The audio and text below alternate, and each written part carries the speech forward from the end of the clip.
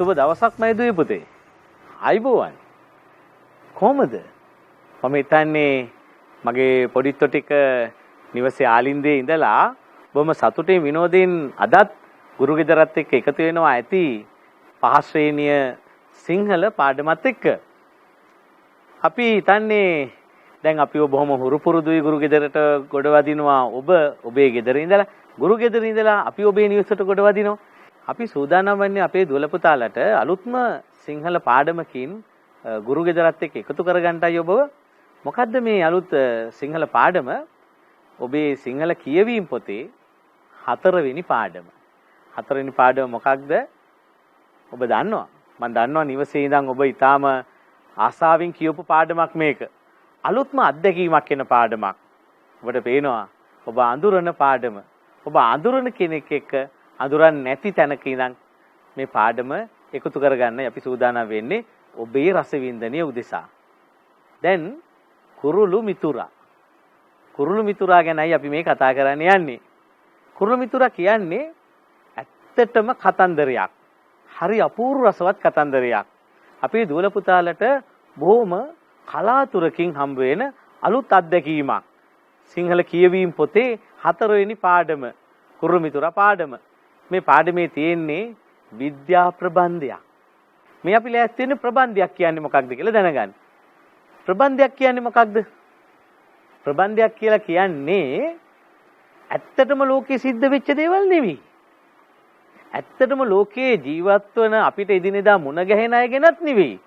සමහර වෙලාවට අපි නොදන්න, අපි නොහිතන චරිත සිද්ධි ඇවිල්ලා කවුරු හරි ලියන කෙනෙක් එයාගේ හිතට පහළ වෙච්ච කතාවක් විස්තර කරනවා නම් අන්නේ රසවත් කතාවට අපි කියන්නේ ප්‍රබන්ධයක් කියලා. හොඳයි. විද්‍යා ප්‍රබන්ධයක් කියන්නේ මොකක්ද එතකොට?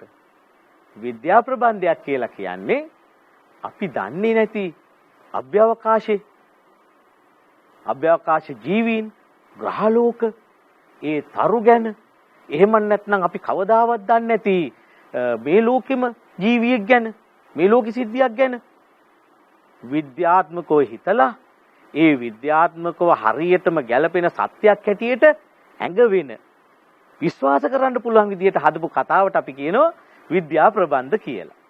ඔන්න 4 වෙනි පාඩමේ හැඩය ගැන මම කියලා තියෙන්නේ දැන්. මොකද්ද? කුරුළු මිතුරා කියන්නේ විද්‍යා ප්‍රබන්ධයක්. දැන් එතකොට මේ විද්‍යා ප්‍රබන්ධ කියන කතා අපේ ලෝකයට හඳුන්වා දීපු අය ගැන මගේ දුවල පුතාලා දන්නවද? කල්පනා කරන්න. අපේ රටේ ඉන්නවා එහෙම විශිෂ්ටයෙක්. බොහොම වටිනා ලේඛකයෙක්, විද්‍යා ප්‍රබන්ධ කරුවෙක් අපේ රටේ ජීවත් වෙලා තිබිලා තියෙනවා. මීට බොහෝ කාලයකට කලින් අපේ රටට ඇවිල්ලා ජීවත් වෙලා මේ මෑත කාලයේදී අපේ රටෙන් සමුගෙන ජීවිතයරු සමුගෙන ගිය ලෝපතල විද්‍යා ප්‍රබන්ධක විද්‍යාඥ ආතර් සී ක්ලාක් මහත්මයා.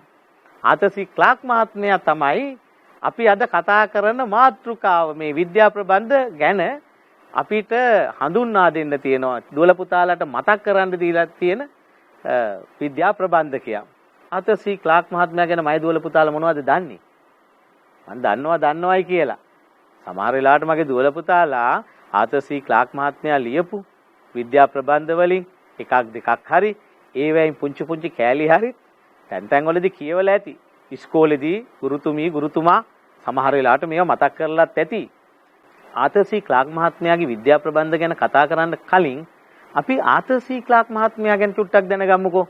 හරිම දැනගන්න වටිනා චරිතයක් ආතර් සී ක්ලාක් මහත්මයා කියන්නේ. මේ ආතර් සී ක්ලාක් මහත්මයා අපේ රටට වෙනත් රටකින් ඇවිල්ලා පදිංචි වෙලා ඒ රටේ ගෞරවය අපේ රටේ ගෞරවයක් බවට පත් කරලා අපේ රටේ පුරවැසියෙක් හැටියට තමයි අවසන් හුස්ම හෙලන්නේ ආතර් සී ක්ලාක් මහත්මයා. මේ බලන්න. ආතර් සී ක්ලාක් මහත්මයා ගැන තොරතුරු වලින් බිඳක් අපි ඔබට කියා දෙන්නයි ලෑස්ති වෙන්නේ මේ. ආතර් සී ක්ලාක් මහත්තයාගේ උපන්දිනය බලන්න. 1917 12 වෙනි මාසේ 16 වෙනිදා. ආතර් සී ක්ලාක් මහත්මයා එංගලන්ත ජාතිකයෙක්. ශ්‍රී ලාංකිකයෙක් වන්නේ අපි තාම ගෞරවයෙන් එතුමාට ප්‍රදානය කරපු හින්දා. ඊට පස්සේ එතුමා ලෝක ප්‍රසිද්ධ වෙනවා.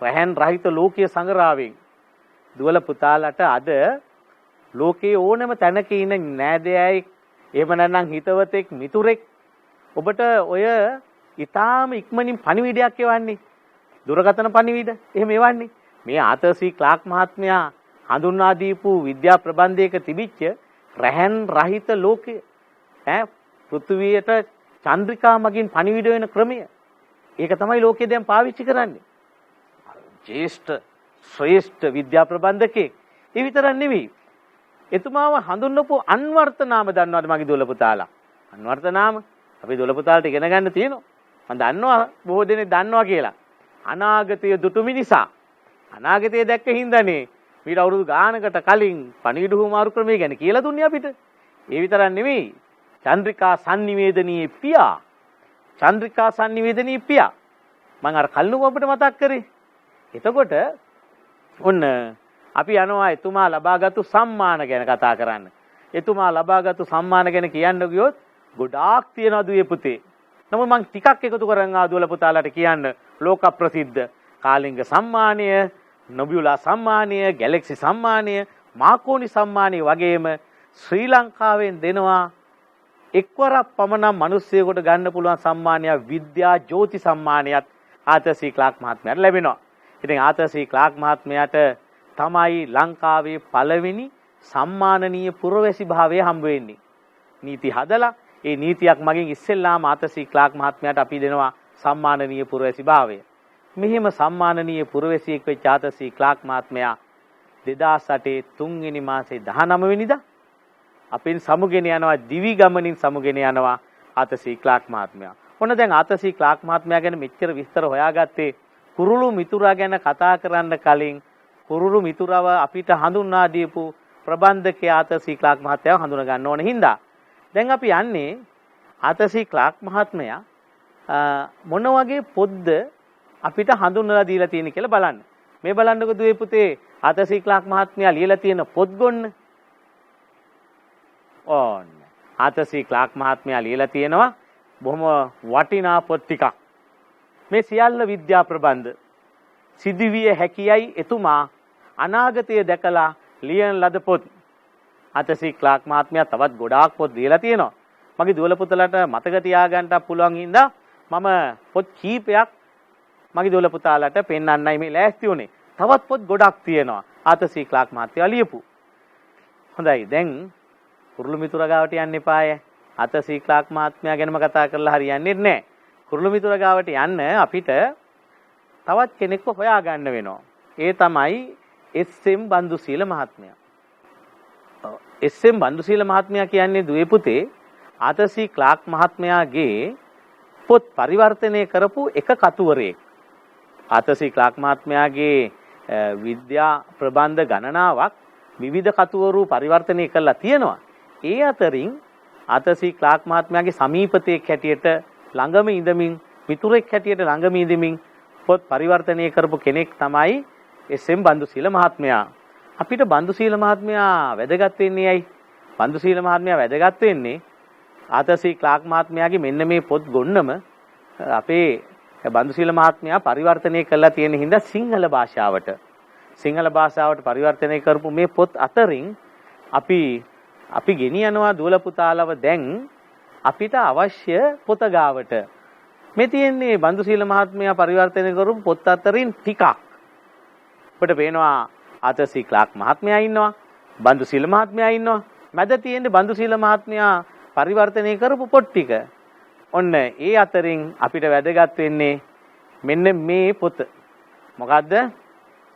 ආතර් සී ක්ලාක් මහත්මයා ඉංග්‍රීසියෙන් ලියන ලද එස්.එම්. බන්දුසීල මහත්මයා සිංහලයට පරිවර්තනය කරන ලද ඉරහඳ තරු මැද කියන පොත.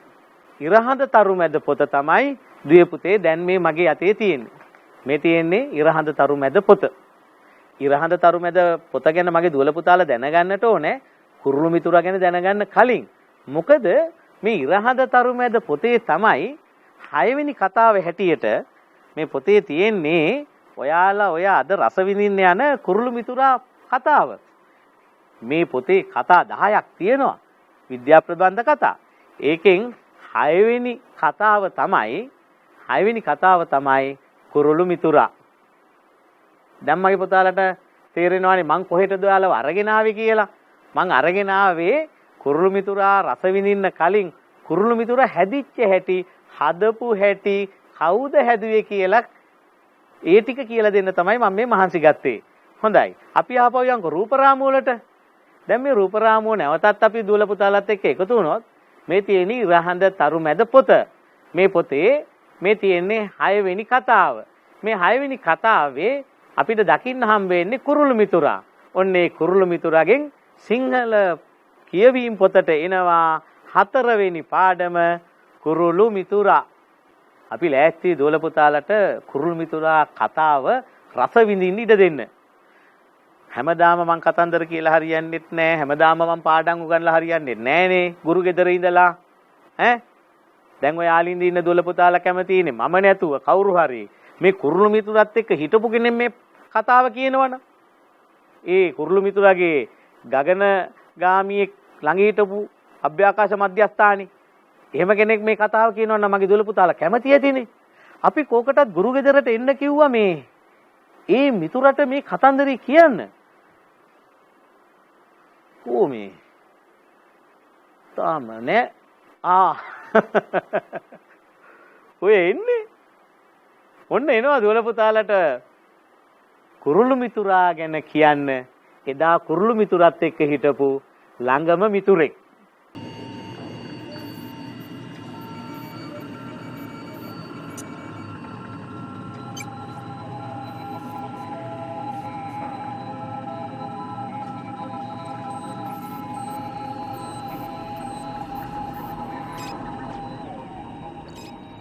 මගේ මතකයේ හැටියට අභ්‍යාකාශ මධ්‍යස්ථානයේ සුරතල් සතුන් තියාගන්න තහනම් නියෝගයක් කිසිදාක නොතිබෙන්නේ නැත්තේ ඒ වගේ දෙයක් අවශ්‍ය වෙයි කියලා කවුරුවත් හිතුවේ නැති නිසා වෙන්න ඇති.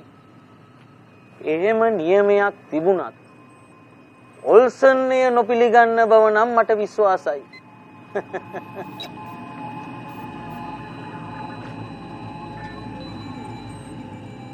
ඔයාලා දන්නවද? ස්කැන්ඩිනේවියානු ජාතික ඔල්සන් අපේ කණ්ඩායමේ සිටි දක්ෂ කෙනෙක්. ගුරුත්වයේ රහිත අවකාශයේ නිදාසේ පහළට වැටෙන යෝධ බාල්ක එක්තරා රටාවකට අනුව නියම තැනට සවි කරන ආකාරය මට පෙනුනේ කුඩා ළමයින් විවිධ කැලේ එකතු කර සෙල්ලම් බඩු සාදනවා වගේ.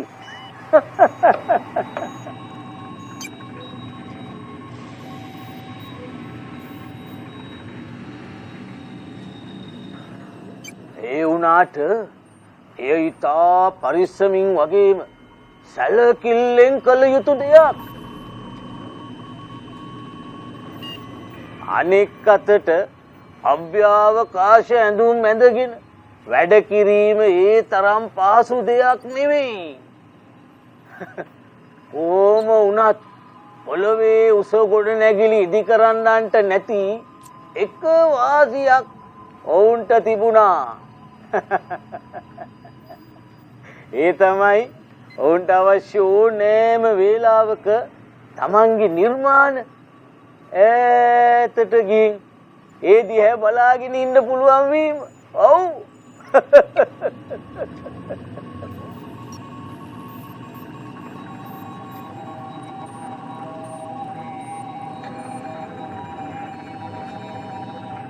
ඔල්සන්ට සුරතල් සතෙක් අවශ්‍යුනේ ඇයිද? ඒ සතාව ගෙනාවේ ඇයිද කියලා ඔයාලා මගෙන් අහන්න එපා.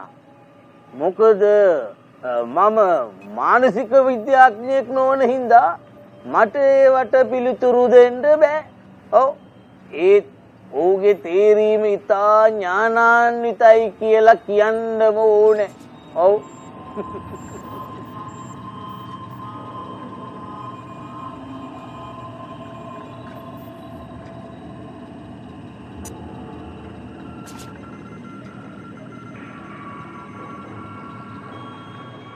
ක්ලැරිබර්ගේ බර ඉතා සුළු ප්‍රමාණයක් වුණා විතරක් නෙවෙයි. ඌට අවශ්‍ය වුණේ සුළු ආහාර ප්‍රමාණයක්. අනෙක් අතට වෙනස් සත්තු වගේ ගුරුත්වය රහිත තත්ත්වයේ හින්දා ඈ බය වුනේත් නැහැ. යානේ කුරුල්ලෙක් සිටින බව මම දැනගත්තේ දවසක් මගේ කාර්යාලයේ ගබඩා ලයිස්තු පරීක්ෂා කරමින් ඉඳද්දී. මගේ පිටිපස්සෙන් සංගීත රාවයක් ඇහුණත් මම හිතුනේ යම්කිසි ප්‍රකාශයක් කියලායි. ඒත් පුරුදු විදියට සංගීත රාවය නොනැවතුණු නිසා මම හිස හොසවා බැලුවහම එතකොටයි දැක්කේ මගේ කාමරයේ කුඩා ක්ලැරිබෙල්. ක්ලැරිබෙල් කහපාට කැනීරි වර්ගයට අයත් කුඩා පක්ෂියෙක්. ඒ ආසේ රැඳී සිටියේ පිහාටුත් හකුලකිනයි. පුදුමයෙන් මං ඈ දෙස බලා සිටිද්දීම ඈ කාමරයෙන් පිටතට ගියේ පෘථුවියේ කිසිම පක්ෂියෙකුට කරන්න බැරි ආකාරයට පසුපසට පියෑමීමෙනුයි.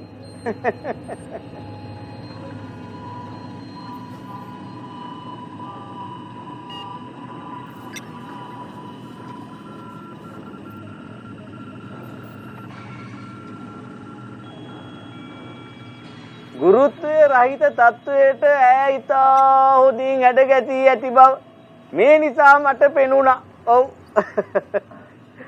ඕල්සන් ඇයගේ අයිතිකාරය බව දින ගණනාවක් යනතුරුම කීවේ නෑනේ. ඊට පස්සේ ඇයගේ අයිතිකාරයා කවුද යන්න වැදගත් නොවුනේ. ඒ වෙනකොටත් ක්ලැරිබෙල් කාගේ තුරතලා වී තිබුණ නිසායි. ඕල්සන් කියා සිටියේ ඔහු ක්ලැරිබෙල් යානියට ගෙනාවේ ගුරුත්වය රහිත තත්ත්වයේ පක්ෂියෙකු හැසිරෙන ආකාරය පිළිබඳව දැන ගැනීමට තිබූ විද්‍යාත්මක කුතුහලය නිසා කියලයි.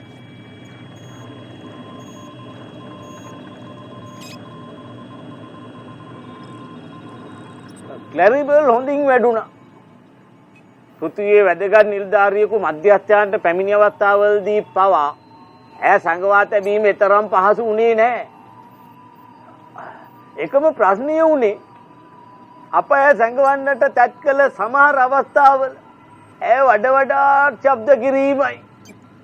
අභ්‍යවකාශ මධ්‍යස්ථානයක කුරුල්ලෙක් ඇතැයි සැක කරන්නේ කවුද? ඈ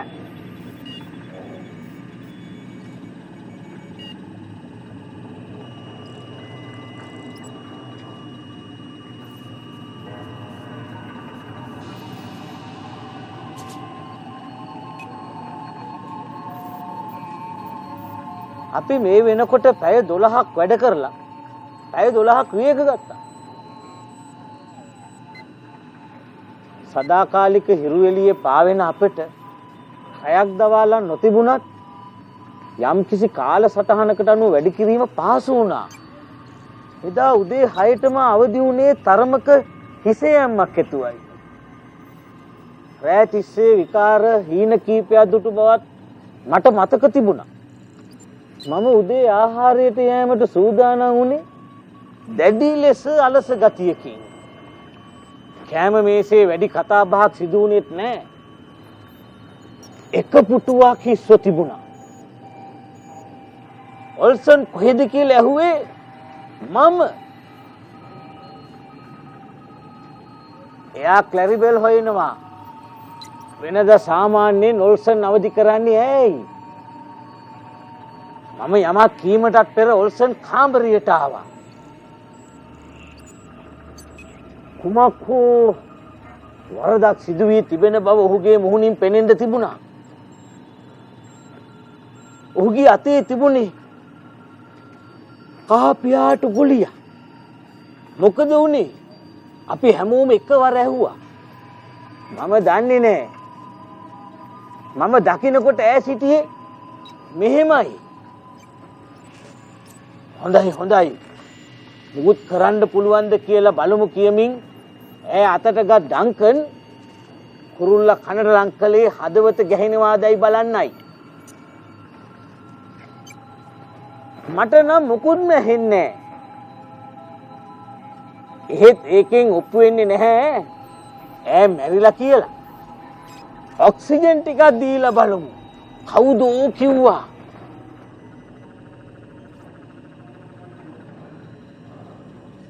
කොළ පැහැති ඔක්සිජන් සිලින්ඩරයක් ගෙනාපු අපි මුහුණු ඇස්මක් තුළට ඈදමා ඔක්සිජන් යවුවා. අපි කවුරු පුදුමයට පත් කරමින් ඈට පණ ආවා. මුහුණු ඇස්ම ඉවත් කිරීමත් සමගම වෙනද වගේ පියාසර කිරීමටත් ගැයීමටත් පටන් ගත්තා. මට නම් මේක තේරෙන්නේ නැහැ. ඈට මීට කලින් කවදාවත් මෙහෙම වෙලා නැහැ. එහෙම කිව්වේ ඔල්සන්. ගත වූ මිනිත්තු කිහිපයේදී මගේ මතකේ යමක් සිදු වෙමින් තිබුණා.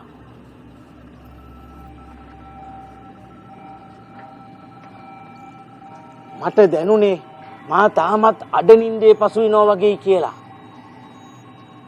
ඔක්සිජන් ටිකක් ආශ්වාස කළොත් හොඳයි මට හිතුණා. ඒත් ඔක්සිජන් සිලින්ඩරයට අත තබන්නටත් කලින් මට සත්‍ය එකවරම අවබෝධ වුණා. අපේ ඉංජිනේරුවා දෙසට හැරුණු මම මෙහෙම කීවා. ජිම් මේ වාතයේ මොකක් හරි වරදක් තියෙනවා. ක්ලැරිබල්ට සිහිය නැති වුණේ ඒ නිසායි. ඒ දවස්වල පොළොව යට පතල් වැඩ කළ අයට ඒවායේ වාතය හොඳද බලන්න ගෙන ගියේ කුරුල්ලන්. මොන විකාරයක්ද? එකිනෙකට ස්වාධීනව වැඩ කරන පරිපත දෙකක් අපිට තියෙනවා. ඒයින් එකකින් හරි අපිට තොරතුරු සංඥාවක් ලැබෙන්න ඕනේ. එහෙත් දෙවෙනි පරිපතය තාම සම්බන්ධ කර නැති බව ඔහුගේ සගයෙක් මතක් කළ විගසම ජිම් කාමරයෙන් පිට වුණා. මේ අතර අපි ඔක්සිජන් ආශ්වාස කරමින් විවිධ තර්ක ඉදිරිපත් කරන්න වුණා. මිනිත්තු 10කට පමණ පස්සේ ආපසු පැමිණි ජිම් සිද්ධ වී ඇති දේ විස්තර කරන්න වුණා. ඊයේ රෑ පෘථිවියේ ඡායාව අපේ මධ්‍යස්ථානයට වැටීම නිසා වායු පිරිසිදු කරන උපකරණ ක්‍රියාත්මක වී නැහැ.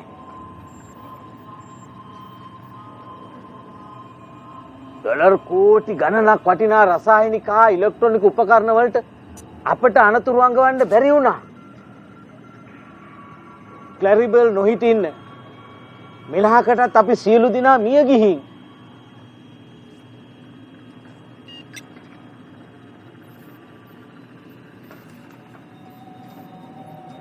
දැන් අභ්‍යවකාශ මධ්‍යස්ථානයකදී ඔබට කුරුළු ගී හඬක් ඇසුනොත් ඒ ගැන පුදුම වෙන්න එපා.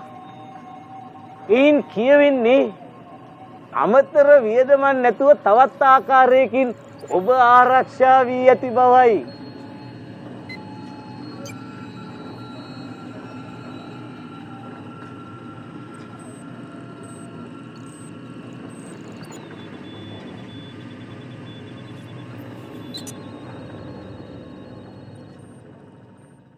ඔන්න ඉතින් අපේ දුවල පුතාලව හොයාගෙන ආපු ගගනගාමී මිතුරා කුරුළු මිතුරාගේ ක්ලැරිබල්ගේ යාළුවා ක්ලැරිබල් ගැන හොඳට කියලා දීලා ඉවරයි.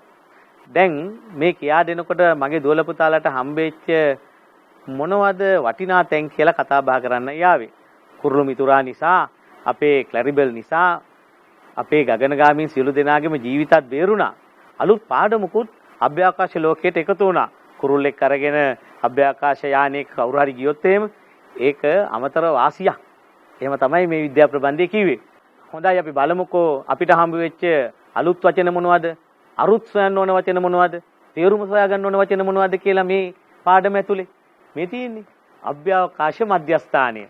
දැන් දෝල පුතාලට කොහේ හරි මේ වචනේ හම්බ වුණොත් පෘථුවියෙන් ඈත ඉහළ ආකාශයේ වායු ගෝලයටත් එහා උඩුගුවනේ ග්‍රහ වස්තු ගැන පර්යේෂණ කරන, සොයා බලන, නිරීක්ෂණය කරන කිසියම් ස්ථානයක් සකස් කරලා තියෙනවා නම් ඒකට තමයි අභ්‍යවකාශ මධ්‍යස්ථානය කියලා කියන්නේ දුවේ පුතේ. ස්කැන්ඩිනේවියානු රටවල් කියන්නේ. ස්කැන්ඩිනේවියානු රටවල් කියන්නේ මොනවටද දුවේ පුතේ? ඔයාලා දන්නවනේ දකුණු ආසියානු රටවල්, යුරෝපා රටවල්, අප්‍රිකානු රටවල් වගේ ස්කැන්ඩිනේවියානු රටවල්. ඔය තියෙන්නේ ඩෙන්මාර්කය, නෝර්වේ, ස්වීඩනය, ෆින්ලන්තය, අයිස්ලන්තය මේ රටවල් පහ. මේ රටවල් පහ තමයි ස්කැන්ඩිනේවියානු රටවල් කියන්නේ. දැන් ඔයාලගේ ජීවිතේට ඉස්සරහට මේ වචනේ හම්බ වුණොත් ආය අමුතුවෙන් කියන්න දෙයක් නැහැ. මේ රටවල් පහ අයිති රට ගොන්නට තමයි, රටවල් රාජ්‍යයන් ගොන්නට තමයි ස්කැන්ඩිනේවියානු රටවල් කියලා කියන්නේ. පරිපතය පරිසර පාඩම් වලත් හම්බ වෙනවා. හරි අපූර්ව වචනයක්. පරිපතය කියන්නේ ඔයාලා ගෙදරත් ඇති රූපවාහිනියේ පරිපතය, ගුවන් විදුලියේ පරිපතය, විවිධ විද්‍යුත් උපකරණ ගෙදර පාවිච්චි කරන පරිපත ඇති. පරිපත කියන්නේ අපිට අවශ්‍ය විසියම් කාර්යයන් ටිකක් ඉටු කරගන්න ඕනේ පුංචි පුංචි සියුම් විද්‍යුත් උපකරණ ලස්සනට පෙළගස්වපු පිළිවෙලට පෙළගස්වපු පද්ධතියට කියනවා පරිපතය කියලා. අන්තිම වචනය එකිනෙකින් ස්වාධීන. ස්වාධීන කියන වචනය තේරුම් ගන්න නම් ස්වාධීන කියන වචනේ විරුද්ධ පදයේ පරාදීන. පරාදීන කියන වචනයත් අපේ මතකයේ තියෙන්නට ඕනේ. තවත් දෙයකින් පාලනය නොවනවා නම් එකිනෙකින් ස්වාධීනයි තමයි දුවේ පුතේ. වෙන එකකින් පාලනය වෙන්නේ නැහැ. තනියෙන් පාලනය වෙනවා. තනියෙන් පාලනය වෙනවා කියන අදහස. තව චුට්ටක් මට ඔබව ගෙනියන්නට මං කැමති අර අපි කලින් කතා කරපු රාජ්‍යයන් ටිකට. මොනවද මේ රාජ්‍යයන් ටික කියලා අපි රූපරාමෝකින්ම බලමුකෝ. මේ තියෙන්නේ දුවේ පුතේ ස්කැන්ඩිනේවියානු රටවල් ටික. ඔබට පේනවා මං කළු පාට රවුමෙන් රවුම් කරලා ඊටාම සමීප රූපයකට ගෙනත් තියෙනවා ජාතික දජ ඒ රටවල් වල දජ පහත් එක්ක රටවල් පහ. දැන් මේ කොඩිය හම්බුන වෙලාවක මේ රටවල් ගැන කතා කරන වෙලාවට මගේ දුවල පුතාලට මතක් වේවි ඩෙන්මාර්කය, නෝර්වේ, ස්වීඩන්, ෆින්ලන්තය, අයිස්ලන්තය මේ කියන රටවල් ස්කැන්ඩිනේවියානු රටවල් කියලා කුරුළු මිතුරා කියලා දුන්නා කියලා. කුරුළු මිතුරා හිටියේ කොහෙද? පහේ සිංහල කියවීම පොතේ 4 වෙනි පාඩමේ. එහෙනම් යන් පාඩම අවබෝධ වුණාද කියලා බලන්න. අභ්‍යාකාශ මධ්‍යස්ථානයට ක්ලැරිබෙල් ගෙනාවේ කවුද? මතක දුවල පුතාලට. ගෙනල්ලා බොහොම හොරෙන් රාසිගතව හිටියා සතියක් දෙකක් යනකම්. කවුද ගෙනාවේ? ඔන්න මේ ගෙනාවේ කවුද කියලා මෙන්න මේකේ තියෙනවා. හා බලන්නකෝ. ඔබට මතකයි මේ අර ගගනගාමි මිතුරා ඔබට කියලා දුන්නානේ. බලන්න. ඔල්සන්ට සුරතල් සතෙක් අවශ්‍යුනේ ඇයිද? ඒ සතාව ගෙනාවේ ඇයිද කියලා ඔයාලා මගෙන් අහන්න එපා. මොකද මම මානසික විද්‍යාඥයෙක් නොවන හින්දා මට ඒවට පිළිතුරු දෙන්න බෑ. ඔව්. ඒත් ඔහුගේ තේරීම ඉතා ඥානාන්විතයි කියලා කියන්නම ඕනේ. ඔව්. අපි දෙවෙනි ප්‍රශ්නෙට යන්කෝ. ඔබට මේ කුරුළු මිතුරා ගැන කතන්දරේ මතකද කියලා බලන්නත් එක්ක. ඒ පක්ෂියා අභ්‍යාකාශ මධ්‍යස්ථානයට ගෙනාවේ ඇයි? ඇත්තටම දුවේ පුතේ මොකටද ක්ලැරිබෙල්ව ගෙනාවේ? ඔල්සන් මහත්මයා මධ්‍යස්ථානට මතකද යා කියනවා.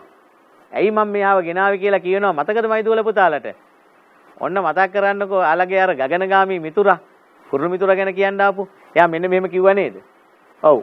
ඔල්සන් කියා සිටියේ ඔහු ක්ලැරිබෙල් යානයට ගෙනාවේ ගොරුත්වය රහිත තත්ත්වයේ පක්ෂියෙකු හැසිරෙන ආකාරය පිළිබඳව දැනගැනීමට තිබූ විද්‍යාත්මක කුතුහලය නිසා කියලයි. හොඳයි. තුන්වෙනි අවබෝධය මනින ප්‍රශ්නය. අනේ ක්ලැරිබෙල්ට සීයේ නැති වුණේ ඇයි පුදුවේ පුතේ?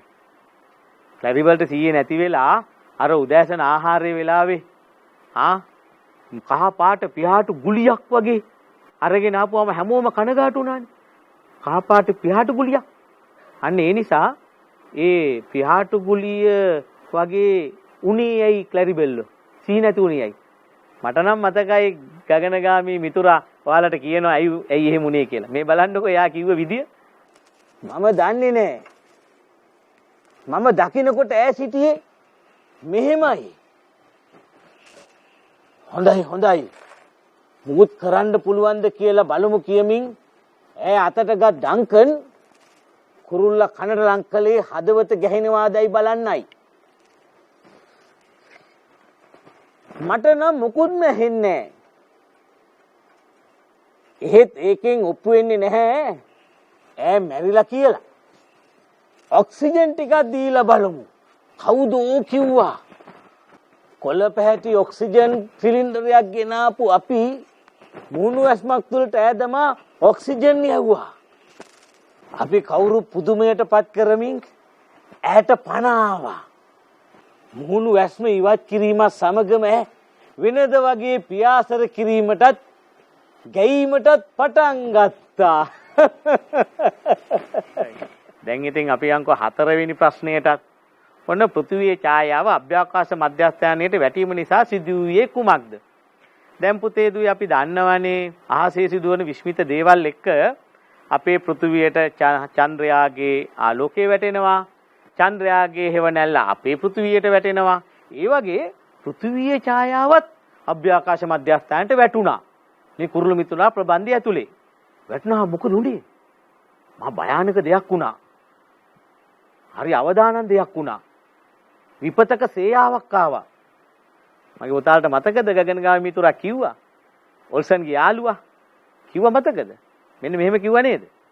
ඊයේ රෑ පෘථිවියේ ඡායාව අපේ මධ්‍යස්ථානයට වැටීම නිසා වායු පිරිසිදු කරන උපකරණ ක්‍රියාත්මක වී නැහැ. ඔන්න අපි ලෑස්ති මගේ දුවල පුතාලගෙන් අවසාන අවබෝධාත්මක ප්‍රශ්නය අහන්න. ක්ලැරිබෙල්ගෙන් අභ්‍යාකාශ මධ්‍යස්ථානයට සිදු වූ සේවය මොකක්ද? බරපතල සේවයක් සිද්ධ වුණා මගේ දුවේ පුතේ. තව පොඩ්ඩෙන් ජීවිත ගණනාවක් නැති වෙන්න අහිමි වෙන තිබුණ අභ්‍යාකාශ මධ්‍යස්ථානයේදී. අනාගතයේ අභ්‍යාකාශ මධ්‍යස්ථාන වලට අලුත් පණිවිඩයක් දුන්න අපේ මේ කැනේරි වර්ගයේ කුරුල්ලා. ඉතින් මට මතකයි ගගනගාමී මිතුරා කුරුළු මිතුරා ගැන කියලා දෙන්න ආපු වෙලාවේ ඒ ගැනත් අන්තිමට කියලා ගියා. මෙන්න මෙහෙම මොන විකාරයක්ද? එකිනෙකට ස්වාධීනව වැඩ කරන පරිපත දෙකක් අපිට තියෙනවා. ඒයින් එකකින් හරි අපිට තොරතුරු සංඥාවක් ලැබෙන්න ඕනේ.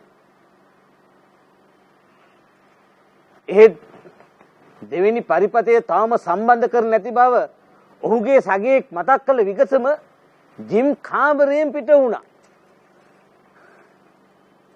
මේ අතර අපි ඔක්සිජන් ආශ්වාස කරමින් විවිධ තර්ක ඉදිරිපත් කරන්න වුණා.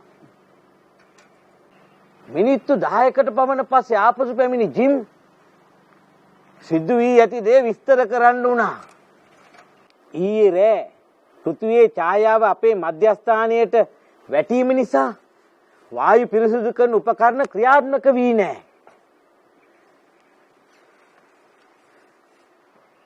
ඩොලර් කෝටි ගණනක් වටිනා රසායනික හා ඉලෙක්ට්‍රොනික උපකරණ වලට අපට අනතුරු අඟවන්න බැරි වුණා. ක්ලැරිබෙල් නොහිටින්න මෙලහකටත් අපි සියලු දෙනා මිය ගිහින්. දැන් අභ්‍යාකාශ මධ්‍යස්ථානයකදී ඔබට කුරුළු ගී හඬක් ඇසුනොත් ඒ ගැන පුදුම වෙන්න එපා. ඒන් කියවෙන්නේ අමතර වියදමක් නැතුව තවත් ආකාරයකින් ඔබ ආරක්ෂා වී ඇති බවයි. හරි. ඔන්න ආදරණීය දුවේ පුතේ අපි සූදානම් කුරුළු මිතුරා පාඩමින් සමුගෙන යන්න අද දවසේ බොහොම රසවත් අත්දැකීම් ගොන්නක් අපිත් එක්ක එකතු වෙලා අභ්‍යාකාශයට ගිහිල්ලා ඔල්සන් එක්ක කුරුළු මිතුරා එක්ක එයාගේ යාළුවොත් එක්ක අභ්‍යාකාශයට ගිහිල්ලා ඒ යානා ඇතුලේ ඒ අභ්‍යාකාශයේ ඉඳගෙන කුරුළු මිතුරා කරපු වික්‍රමයන් ගැන ඒ කරපු උදව් ගැන අපි හරි අපූර්වට අත්විඳා රස විඳා බැලුවා. දුවල පුතාලා අපූර්ව පාඩමකට අපිත් එක්ක එකතු වුණා 5 ශ්‍රේණිය සිංහල පාඩම තුලින්. සමුගෙන යන්නයි සූදානම. අදටත් ගුරු ගෙදරින් ඔබේ නිවහනේ ආලින්දෙන් එළියට බහැලා. ආයෙත් දවසක 5 ශ්‍රේණිය සිංහල පාඩමක් එක්ක ආපහු වෙනවා අපේ දුවල පුතාලා හොයාගෙන අපි ඔබේ නිවස තුලට. එතෙක් අපි අපේ දුවල පුතාලට ඊටාම යහපත් ජීවිතයක් ප්‍රාර්ථනා කරනවා. ආයිපුවන් දුවේ පුතේ.